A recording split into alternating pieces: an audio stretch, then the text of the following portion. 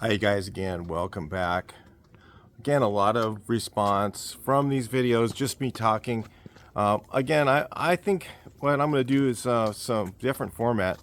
What I'm going to be doing this year, and we're not going to do all these type of videos. We're going to be doing videos like we've done already, where I'm showing you guys how to fix stuff. We're doing car builds. We're going to do partial car builds. I have a couple things in mind, a couple phone calls to make for some people that have things they wanted me to do that are some smaller type jobs and stuff like that.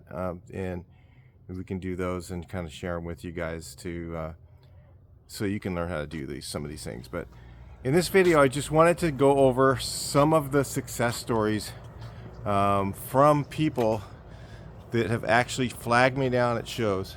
And I just thought of this because I was thinking, man, you know, we could do something, of course, positive. You know, maybe the last couple of videos were kind of negative, and it weren't really. They're just reality.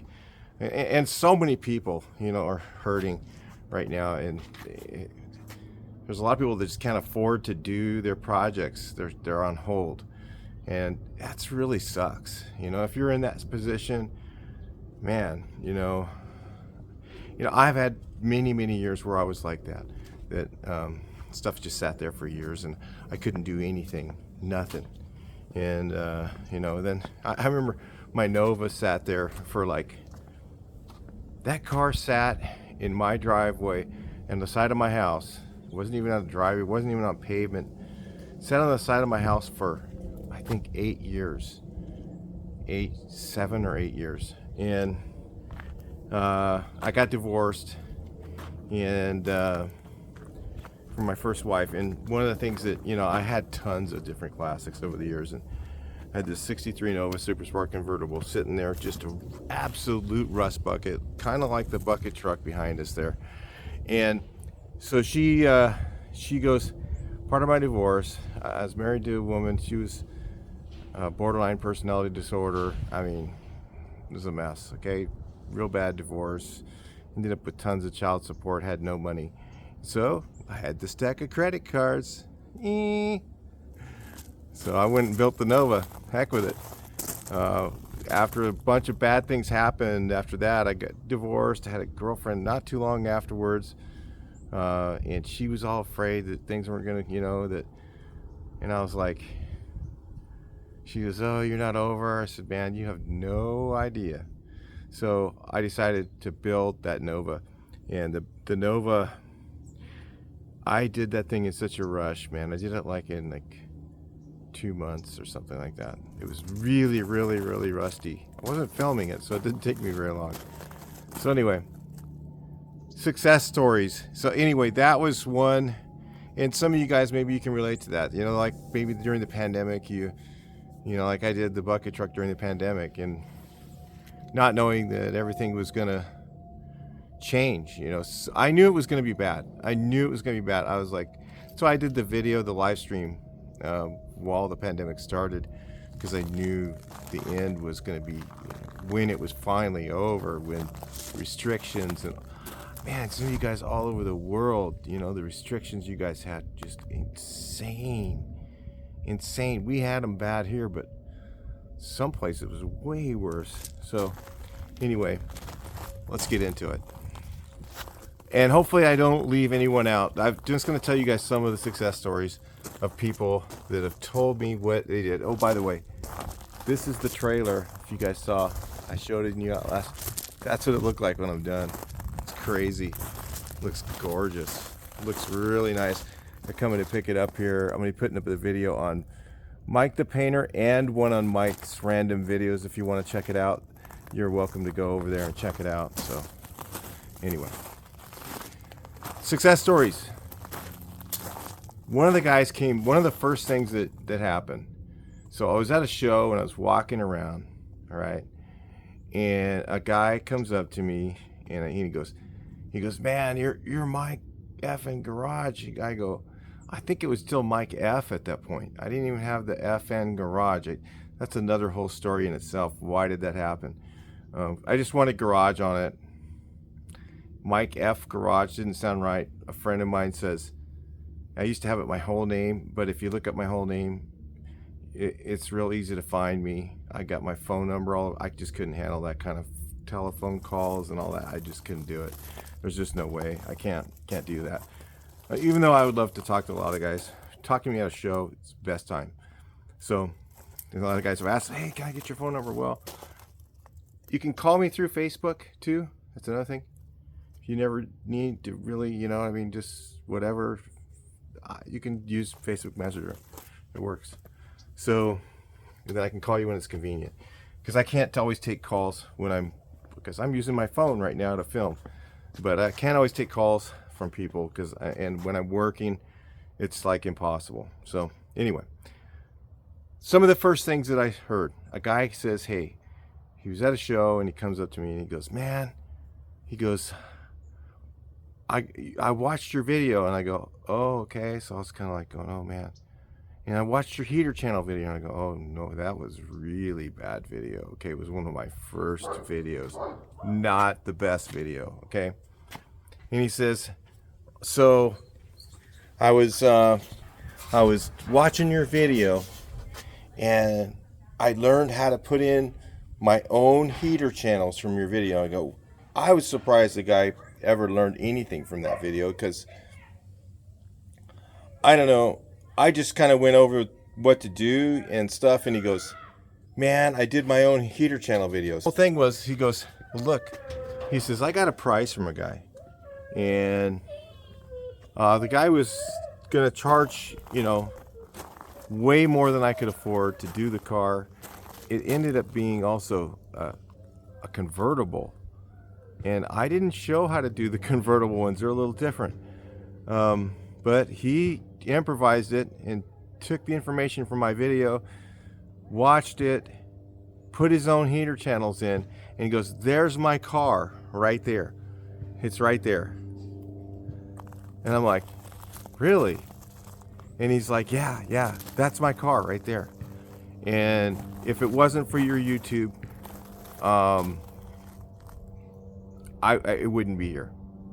So, you know, like I said, I could have done a ton of the big tag videos like Will It Run, and you know, a lot of guys have said that, and I could have done like, well, first of all, I was like, what the hell's a Will It Run? I mean, like, I've done that my entire life.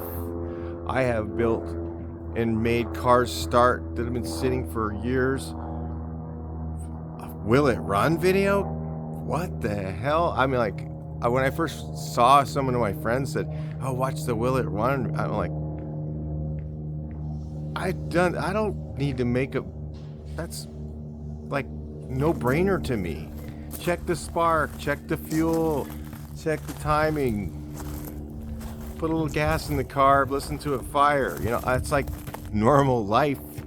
There's nothing special to me about that. So I thought Will It Run videos were just completely crazy. So I was like, you know, I'd rather teach somebody how to, you know, fix a quarter panel that they could never do, or do a rocker or something like that, you know, that they couldn't do. They you know, they went to the place and the guy goes, oh yeah, it's like $1,200, and he's like, oh, that's out of my budget.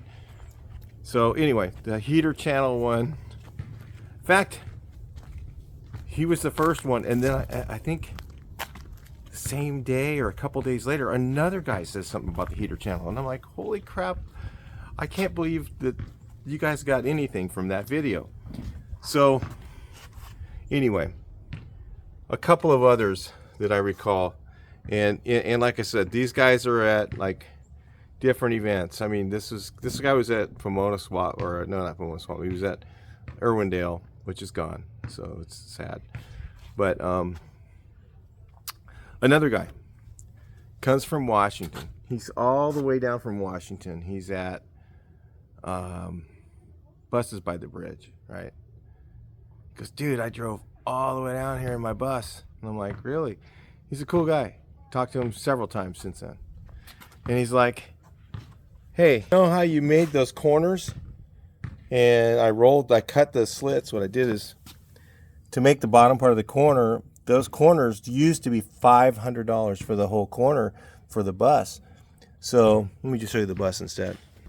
So you slit cut down here, you make a bunch of slits down there, and then you just roll it under, lap them over each other, and weld it. It's really not a hard panel to make if you don't have any skills, you don't have any tools. It's really much easier to do that way. I mean, if you've got like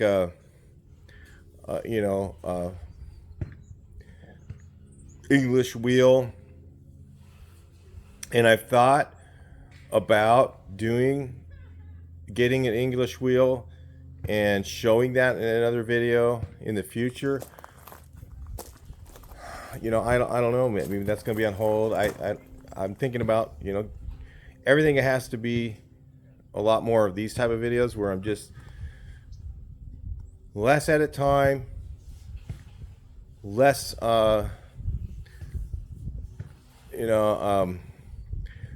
fuel, less parts cost, less of those type of things, and view counts higher. How about that? That's what I'm trying to do. So yeah, it's gonna suck a little bit as far as some of that stuff goes, because I think I'm gonna do more of these filler videos that I call like this. Okay, well, this is like a filler video. And so anyway, he did the corners that way, so he didn't have to buy them, and he was showing me, there's the bus, there's the bus. And I'm like, so another guy, one of the guys who watches our channel is pretty big executive. I can't say for what company, but probably the best camera company in the world. Let me just put it that way. And again, he's watched the channel, knows nothing about welding. He's a software engineer, and he built and painted his entire bus from watching the videos. He learned from from my videos, and I say ours, guys, because this channel is not just me. It's not just me. A lot of people say, I can't take all the credit. Yeah, I'm the guy behind the camera. Yeah, I'm filming the stuff. Okay, but if it wasn't for comments, if it wasn't for likes, if it wasn't for your replies, like sometimes I can't reply to people. I'm just swamped. And some of you guys jump in and, hey, reply to somebody. Maybe you know the answer. And I kind of I watch all that happening, and I'm like, all right, man, that's cool. And a lot of people get some YouTube channels. Oh, yeah, I'm supposed to be the one. No, you're not. No, you're not. No, it's cool. So he built his entire bus. Himself, and it looked damn good. A couple of other guys, and I can't always remember the details of there. One of the other guys has a bay window, and he's like, man, I paint job looked really good. I think he's a single stage urethane, and he painted the whole thing himself. And I think maybe it's just because there's so much of this stuff on YouTube where people are showing like the most complicated things on trying to make a really perfect looking paint job, and their spray work is phenomenal and it's laid down all perfect. And because mine isn't, but at the end you color sand, you buff, and you just make it happen. You use what you have and make it happen. Yeah, does the algorithm like that stuff? No, it doesn't care. It doesn't. The algorithm sucks on that. Okay, algorithm likes to see perfect, but do we? No, we just want our car done and working. So yeah, his bus looked amazing. And again, those people show me these things. They show me at the events. I think that was at Buses by the Bridge. And it's just super enlightening, you guys. When I see this stuff, when I see what somebody learned and they're using it. That was what the whole YouTube thing was for me. It wasn't about money. It wasn't out, doing will it runs and, trying to get rich or anything like that. Um, it still is, it's still, I don't want to lose that. I don't want to lose that.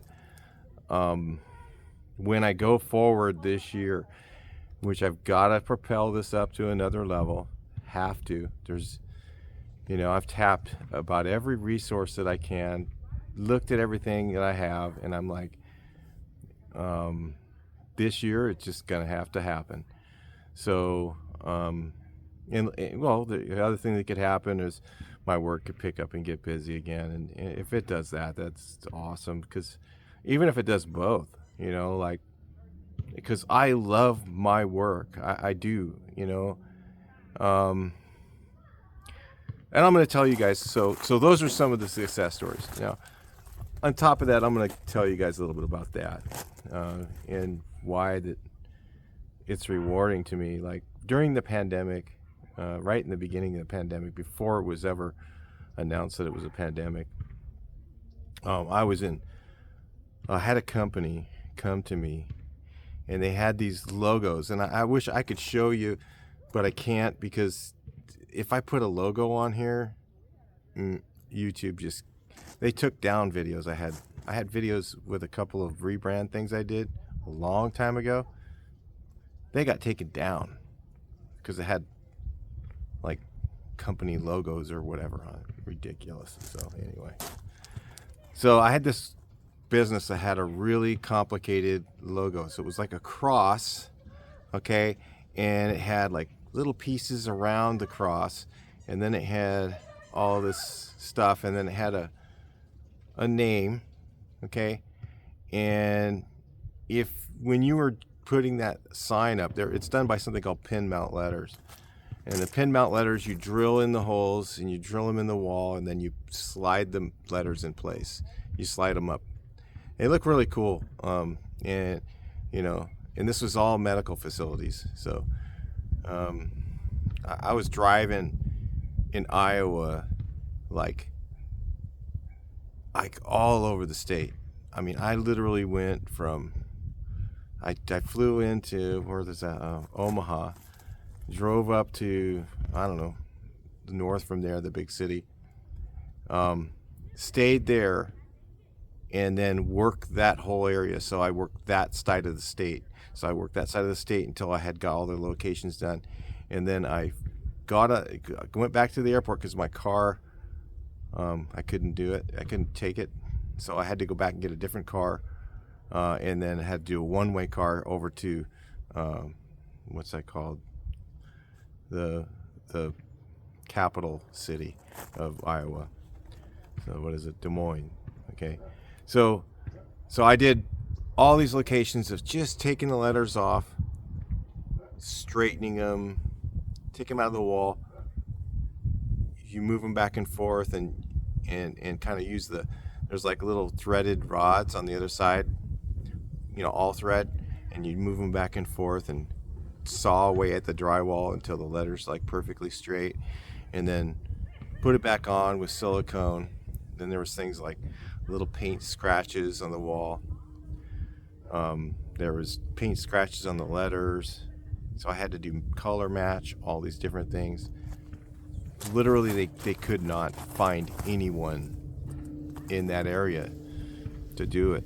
So they called me and they said, hey, what can you do? And I'm like, well, I need an open PO. I can't do that on a bid.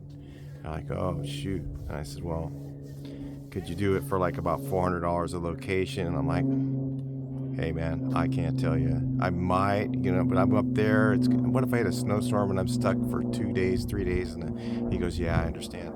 That's fine. We'll do an open PO, because they trusted me. This is the way a lot of my customers are. They know, they've used me many times. They use me over and over. And it's just so weird that, people got displaced during the pandemic. There's companies, some of the people that work for these companies, they left, and they're working somewhere else, or they're not doing the same type of thing, and little by little they're finding me again, but it's still, and there's just not demand right now. It's kind of weird. It's just weird. There's a lot of weird stuff going on. So you know, I would go out and I'd make all these things, and I'd take a level and put it on every letter and take pictures with a level on it. So it's not only, hey, how does it look? Perfect, documented, perfect, sent off in the proper sized photos so that they can send those directly to the customer and upload them to their website. There's a whole thing called like SignMaster, I forget what it's called. They upload it to that. And SignChart. They upload it to that, and then the customer can see, oh, there is no doubt this is perfect. Okay, and that's what they wanted. So literally they were going to lose their customer. The customer was ready to fire them right before the pandemic. Had to go right on the airplane and flew out there and fix stuff like that. So I do all kinds of stuff like that, and I do all kinds of stuff around here where you see like walls that are, you know, look like crap after the signs are put up, and it looks like a giant bunch of bullet holes, and I fix all that. That's what that's what I started out doing. And then I got called in to do door vinyl, and so I did national account door vinyl. I did thousands of banks all over the country. I used to do all of California. I get on the airplane. I flew with my guy. I would get first class tickets. You go, what? Why would you do? Because if you get off the airplane and you take first class, you're not tired like you are when you go through the coach and you're on the seat, you're just beat, you know, all that. Get off, you're fresh, you've had some good food, whatever, a couple drinks on the house. And I used to do that first classes whenever I could. I didn't always do first class because it's a $3,000 flight. You know, I'm not doing that. Okay, I used to be able to get them really good deals. I would get one ways for like $600, so that was worth it. So we would do stuff like that, and we'd fly to Florida, and then do all of Florida, North and South Carolina, Georgia. You know, sometimes 700 locations for door vinyl, and nobody else could do it because they couldn't keep organized. It's really hard to do. You know, there's a whole bunch of, you know, try and map all those locations. Make sure you have the proper product for them. Get your photos done. Get before photos. Get after photos. Get your photos uploaded to the things. So that's the kind of thing I used to do. And like I said, some guys say, oh, you know, you can find a young fella who can do that. And it's like, good luck. No way. They tried, even the vinyl guys tried to take that away. They tried. I buried them. Me and my guys, I trained them. We would just absolutely just bury the competition. They were trying to, and so when the pandemic was over, the bank decided that they're going to have everything revinyl, change the doors to a different system. And so all the people between me and them, every single one of them was displaced to another person, so they didn't know who to call, so they went with my competitor, the competing company that I used to get their punch list. They hired them. What idiots. The guys who screwed up every time, they hired them. That's what's happened. So there's a bunch of different things. That's gone and never coming back. Some of the other stuff will, I'm sure, but when, I don't know. But anyway, those are some of the success stories, guys. There's more, and I just can't remember them. So anyway, I'll talk to you guys in the next video. Please like, share, and subscribe.